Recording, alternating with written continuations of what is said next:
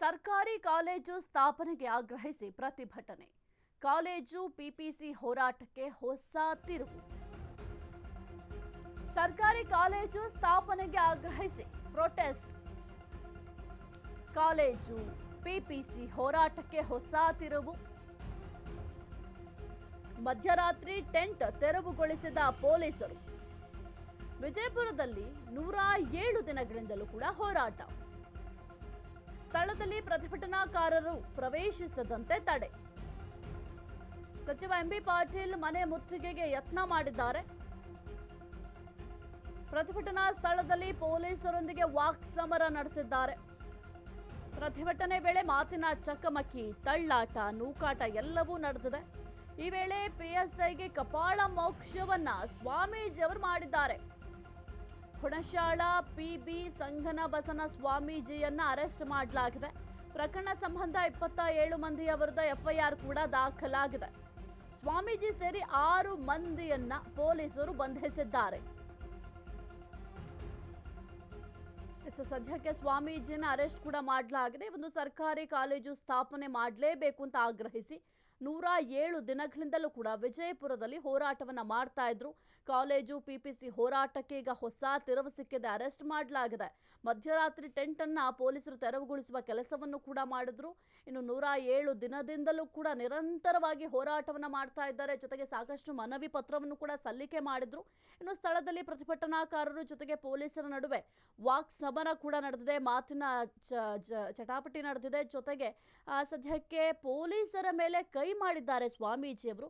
ಒಂದು ಕರ್ತವ್ಯದಲ್ಲಿದ್ದಂತಹ ಒಂದು ಪೊಲೀಸರ ಮೇಲೆ ಕೈ ಮಾಡುವಂತಹ ಅಧಿಕಾರ ಯಾರಿಗೂ ಕೂಡ ಇಲ್ಲ.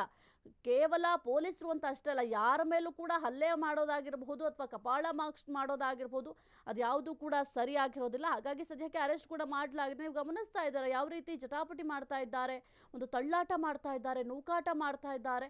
ಸದ್ಯಕ್ಕೆ ಸ್ವಾಮೀಜಿ ಸೇರಿ 6 ಮಂದಿಯನ್ನ ಪೊಲೀಸರು ಅರೆಸ್ಟ್ ಮಾಡಿದ್ದಾರೆ.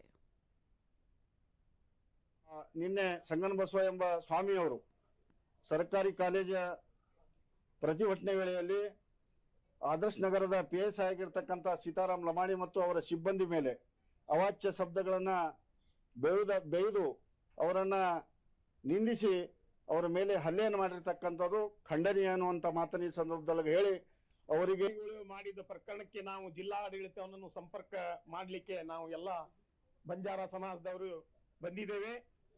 ಯಾಕಂದ್ರೆ ಈಗ ನಮ್ಮ ಸಮಾಜಕ್ಕಾಗಲಿ ಉಳಿದ ಸಮಾಜಕ್ಕಾಗಲಿ ಯಾವುದೇ ಸಮಾಜ ಇರಲಿ, ಯಾವುದೇ ಒಬ್ಬ ಬೋಧನೆ ಕೊಡುವಂತ ಸ್ವಾಮಿ, ಒಳ್ಳೆಯ ಆಚಾರ ವಿಚಾರಗಳು ಹೇಳುವಂತ ಸ್ವಾಮಿ, ಆ ಸ್ವಾಮಿಗೆ ಆಚಾರ ವಿಚಾರ ಗೊತ್ತಿಲ್ಲ, ಅವನಿಗೆ ಏನ್ ಮಾಡ್ಬೇಕು ಎಂಬುದಕ್ಕಿಲ್ಲ. ಅಧಿಕಾರಿಯ ಮೇಲೆ, ಪೊಲೀಸ್ ಅಧಿಕಾರಿ ಮೇಲೆ ಹಲ್ಲೆ ಮಾಡ್ತಾರಂದ್ರೆ ಸಾರ್ವಜನಿಕದ ಆಚಾರ ವಿಚಾರಗಳು ಎಲ್ಲಿಗೆ ಹೋಯ್ತು ಸ್ವಾಮಿ? ಎಷ್ಟೋ ತಿಂಗಳಿಂದ ಮೆಡಿಕಲ್ ಕಾಲೇಜ್ ಬಗ್ಗೆ ಹೋರಾಟ ನಡೀತಾ ಇದೆ. ಅದಕ್ಕೆ ನಾವು ಸಪೋರ್ಟ್ ಇದೀವಿ. ಬಿಜಾಪುರ ಜಿಲ್ಲೆಯಿಂದ ಎಲ್ಲಾ ಸಮಾಜದವರು ಇದ್ದಾರೆ. ಆದ್ರೆ ಹೋರಾಟ ಮಾಡುವಾಗ ಎಲ್ಲರಿಗೂ ಗೊತ್ತಿರುವಂತದ್ದು ಶಾಂತಿ ಪ್ರತೀಕ ಆಗಿರ್ಬೇಕು, ಯಾರ ಮೇಲೂ ದೌರ್ಜನ್ಯ ಆಗ್ಬಾರ್ದು. ಇವತ್ತಿನ ದಿವಸ ಹೋರಾಟ ಮಾಡುವಾಗ ಅದಕ್ಕೆ ಕಾನೂನಿನ ಒಂದು ಸುವ್ಯವಸ್ಥೆ ಇರತ್ತೆ. ಕಾನೂನು ಸುವ್ಯವಸ್ಥೆ ಮಾಡುವಂತ ಅಧಿಕಾರಿಗಳ ಮೇಲೆ, ಅದು ವಿಶೇಷವಾಗಿ ಒಂದು ದಲಿತ ಸಮಾಜದ ಅಧಿಕಾರಿಗಳ ಮೇಲೆ ಕಪಾಳ ಮೋಕ್ಷ ಮಾಡಿರುವಂತದ್ದು ಖಂಡನೀಯ. ಈ ಸ್ವಾಮೀಜಿಗಳು ತಿಳ್ಕೋಬೇಕು, ಸ್ವಾಮೀಜಿ ಅಂದ್ರೆ ಎಲ್ಲಾ ಸಮಾಜಕ್ಕೆ ಇವತ್ತಿನ ದಿವಸ ಒಂದು ಸುಸಂಸ್ಕೃತವಾಗಿ ಅವ್ರಿಗೆ ಒಂದು ಏನಪ್ಪಾ ಅಂದ್ರ ಸಮಾಜವೇನು, ಇವತ್ ನಾವ್ ಹೆಂಗಿರ್ಬೇಕು, ಸಮಾಜದಲ್ಲಿ ಯಾವ ರೀತಿ ಬಾಳ್ಬೇಕು,